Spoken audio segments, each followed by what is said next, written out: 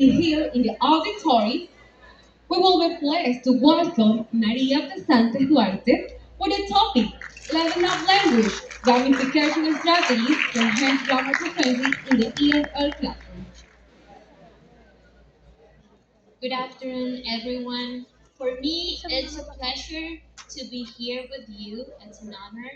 And I've learned a lot today, not only from my colleagues, also from you, because you have given so interesting and important feedback, and your participation has been meaningful. So today, the main idea is to reinforce what the previous speaker mentioned. It's important for us as teachers to create an environment that supports and boosts the confidence of our students. So we have to be clear that if we create and we generate emotions, they are going to learn in a better way and in an easier way. That it's our main goal as teachers. So today we're going to talk about gamification, and as nowadays we rely a lot on technology, especially artificial intelligence. We're going to use it as a positive thing or resource or tool for us as teachers, because sometimes we can run out of time. We have to check a lot of activities, quizzes, and artificial intelligence, from my personal point of view, it's a meaningful resource that we can use. So, as I already mentioned, this is the objective to demonstrate how gamification strategies can effectively enhance grammar proficiency in EFL classrooms by increasing learner engagement, reducing anxiety, that it's the main thing or the most important barrier that we have to work with our students.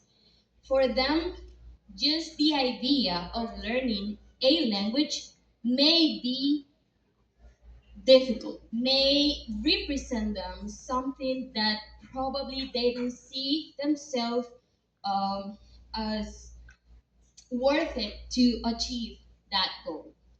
So, in gamification, we try to promote risk taking in a supportive, game based learning environment. Uh, as an introduction here, we have a couple of ideas that I would say are important for us to remember. Grammar is often perceived by EFO students as difficult or dull or maybe not useful, even that we want them to speak to improve confidence. The only way is to uh, help them to improve the other skills at the same time. So, by practicing grammar and the other skills, we can give them like a way to be more confident or be confident enough in order to have a real experience or speak in real environments. Traditional methods can lead to boredom, fear of failure, and low retention. So, if we tell them that we're going to do an interesting and fun activity, they will somehow disappear or eliminate this barrier of being scared of the language. Also, by doing gamification, why not? It's important to receive recognition, right? If we analyze, Maslow talks about recognition. Every single person deserves attention, and every single human wants to be perceived as important, as a winner, and why not to receive the whole classroom attention by doing something that you really had fun. Shift the learning mindset from avoid mistakes to overcome challenge. It's amazing. So, depending on your audience, I would say that besides learning the language and practicing grammar or whatever skill you want to improve or help your students to be better, the main idea is also to tell them or to teach them that they are working as a team, they are learning how to overcome challenge, and also by receiving positive feedback, they are going to learn in a better way. And for us as teachers, doing gamification, it's a real thermometer to know how are we doing our job as teachers. If the topic was clear, or maybe something that you will analyze because you're going to receive also analytics and graphics in this type of games, uh, where to focus more and what to do in order to have the opportunity in the next session to reinforce and activate prior knowledge by using the analytics that you have there. So, gamification encourages active student-centered learning where learners take ownership of their progress.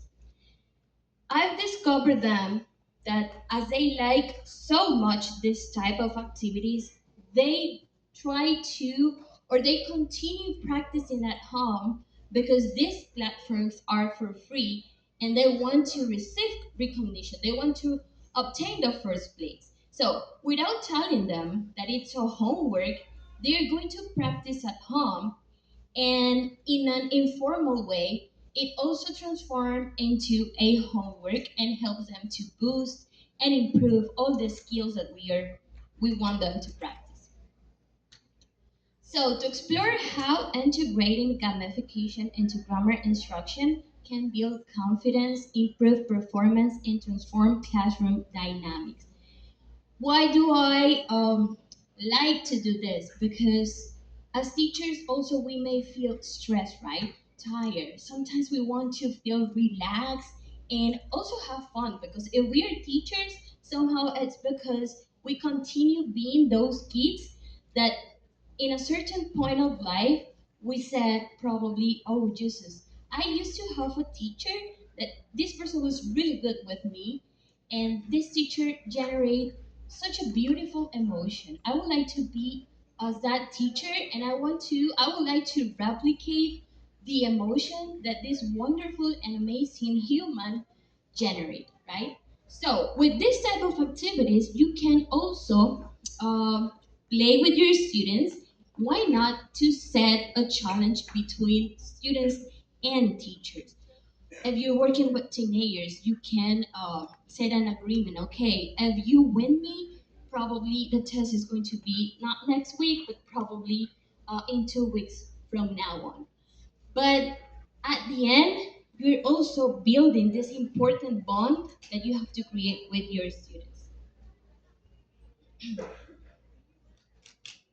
Okay, so the approach in general is really interesting because we can mix or match digital things and also as old-fashioned things that sometimes we can adapt them in order to create a better environment because there are things from the past from old school teachers that are, are useful and they work. Why not to repeat them, right? So, besides that, as teachers, remember that at the beginning I mentioned that we can receive analytics, qualitative feedback from students, and also the most important part, reflect our teaching style. Because sometimes at the end of the classroom, when we do the wrap up, we ask some students, and due to time constraints, we don't receive a real feedback because probably that shy student never will raise his or her hand to say, teacher, I didn't get it. I would say that this grammar tense is difficult, or this word, or the activity that you're working. So, in this way, you're going to receive real information from all the students from your classroom, and in that way, you can um, change the approach or continue doing what work and improve the areas that probably we are failing. So we have like three ways because as we live in Ecuador, sometimes we don't. Uh, we went through difficult things last year, and when we don't have energy, we cannot stop the learning, right? So we have low tech, digital, and game elements. So low tech, we can use leaderboards on the board, grammar scavenger, hunt, speed dating. And in this part, I agree also that it's the way you do activities, the way you present every single thing to your classroom. Digital, Kahoot, quizzes, Classcraft, Wordle, Lookit, GameCube, and game elements as old school, right? Points, rewards, level, time challenge, peer collaborations, right? And we can adapt to the games that these students, if we work with kids, we can adapt those kids game into the topic that we are learning. So, I mentioned before speed dating, sorry. How can we double check that this speed dating is going to be meaningful and it's going to represent somehow gamification? That is what we want to do, and we're talking about right now. The time limits, okay? So, if the time limit is 1 minute per page,